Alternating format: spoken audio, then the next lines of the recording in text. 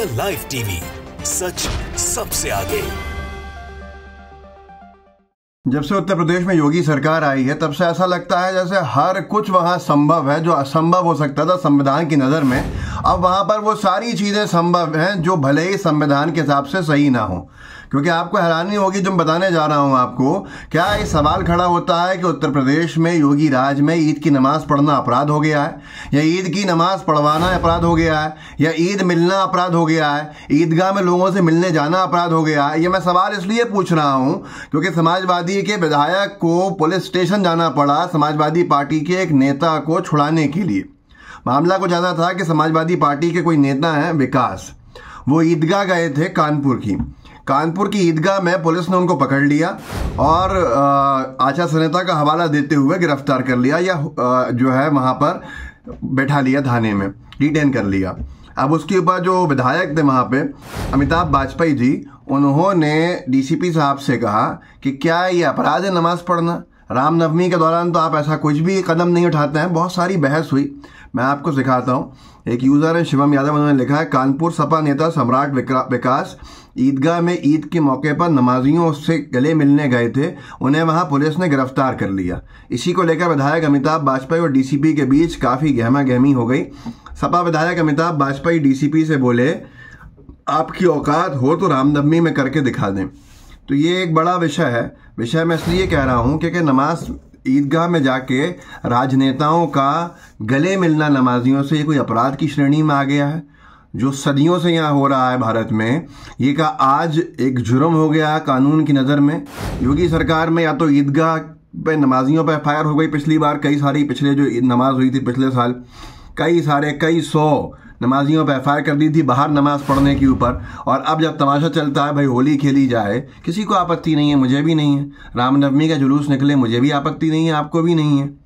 ऐसे ही दशहरा हो, दिवाली हो, गणपति पंडाल लगे हों गणेश जी के, दुर्गा माता की झांकी लगी हो, किसी को आपत्ति नहीं होती। 9-9 10-10 दिन बंद रहते हैं रोड्स वहाँ पे, या कावड़ यात्रियों के जुलूस निकल रहे हों, हाईवेज जाम हो रहे हों, किसी को आपत्ति नहीं, मुझे आज भी नहीं है। लेकिन ये कुछ नफरतबाजों का जो एजेंडा बन गया है लोगों को लड़ाने के लिए, हिंदू और मुसलमानों को, वो ये है कि ईद की नमाज 5 मिनट के लिए भी मस्जिद से बाहर कैसे निकले। तो ये वीडियो देखिए आप, जो बहस चल रही है और मामला नमाज से जुड़ा हुआ है। ईदगाह की में नमाज पढ़ते हुए जो लोग थे उनसे मिलने जब गए समाजवादी पार्टी के एक नेता, तो उनको कैसे पुलिस ने पकड़ लिया। सुनिए इस पे। ये जो डीसीपी साहब बैठे हैं सामने बताया जाता है, और समाजवादी पार्टी के विधायक हैं अमिताभ वाजपेयी, उनके बीच ये बहस हो रही है। देखिए इसको। आप क्या औकात हो रामनवमी को करके दिखाना? बिल्कुल देखेंगे एक डीसीपी होंगे, हम देखेंगे ऐसे आपकी, आप ये धर्म के आधार पर भेदभाव करेंगे, झंडे के आधार पर उसका अपराध ये था क्योंकि वो सभा का है, ये भी अपराध उसका ऐसा नहीं, ये आप नहीं चलेगा। आप अगर गलत तरीके से उसको गिरफ्तार करेंगे तो हमको गिरफ्तार करेंगे। उसके बावजूद भी, सारी बहस होने के बावजूद भी, जो समाजवादी पार्टी के नेता को पकड़ा था उन्हें छोड़ा नहीं। जब नहीं छोड़ा तो मजबूर होके वहाँ जो विधायक है समाजवादी पार्टी के अमिताभ वाजपेयी, उनको धरने पर बैठना पड़ा।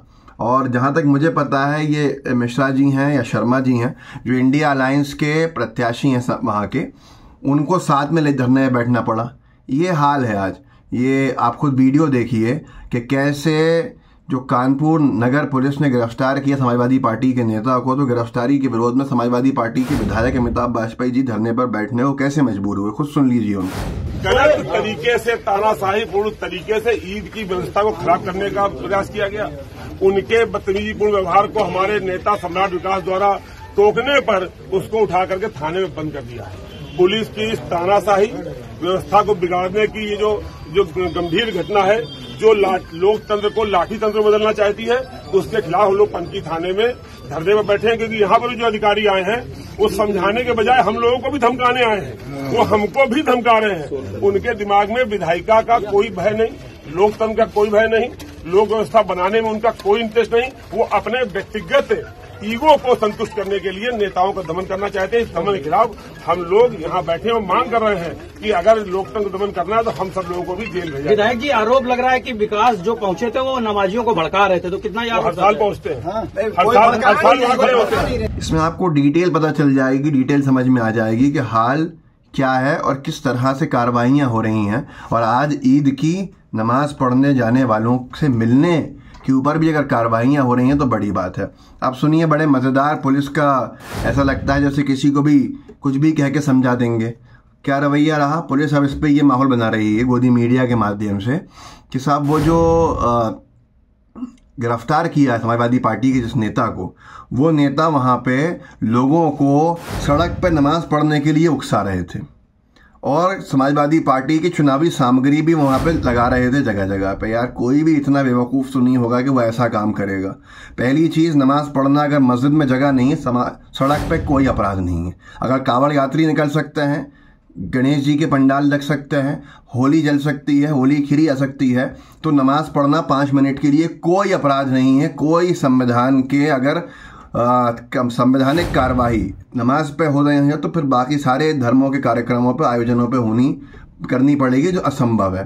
तो अब यहाँ पर खैर ये पूरा का पूरा एक विषय है, लेकिन क्या पुलिस के पास कोई वीडियो है उनका सामग्री बांटते हुए, उनको लोगों को उकसाते हुए नमाज पढ़वाने के लिए? किसी भी तरह की कार्रवाई होगी, कुछ भी होगा, ये एक बड़ा विषय है जिसके ऊपर कोई जवाब देने को तैयार नहीं है। सवाल जब पूछा नहीं जाएगा, जवाब भी नहीं मिलेगा।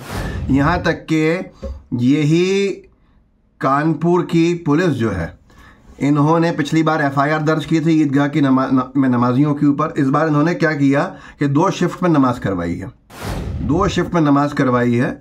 और उसका एक वीडियो भी डाला है एक यूज़र ने कि कानपुर पुलिस कमिश्नरेट के कार्यकाल में पहली बार नहीं हुई सड़कों पर नमाज।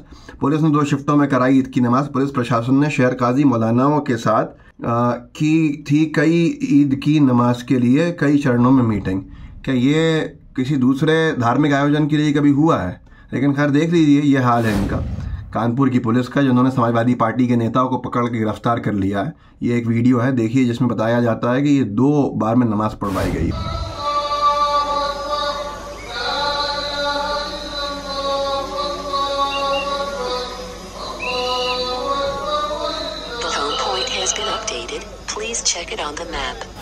तो ये हाल है जिसके ऊपर क्या सवाल पूछें, क्या जवाब दें। आप इस वीडियो को आगे बढ़ाइएगा, लोगों को जागरूक कीजिएगा, व्हाट्सएप ग्रुप्स होंगे उनमें शेयर कीजिएगा, जितना लोगों तक भेज सकते ज़रूर भेजिए ताकि इसकी रीच बढ़े। जय हिंद, जय भारत।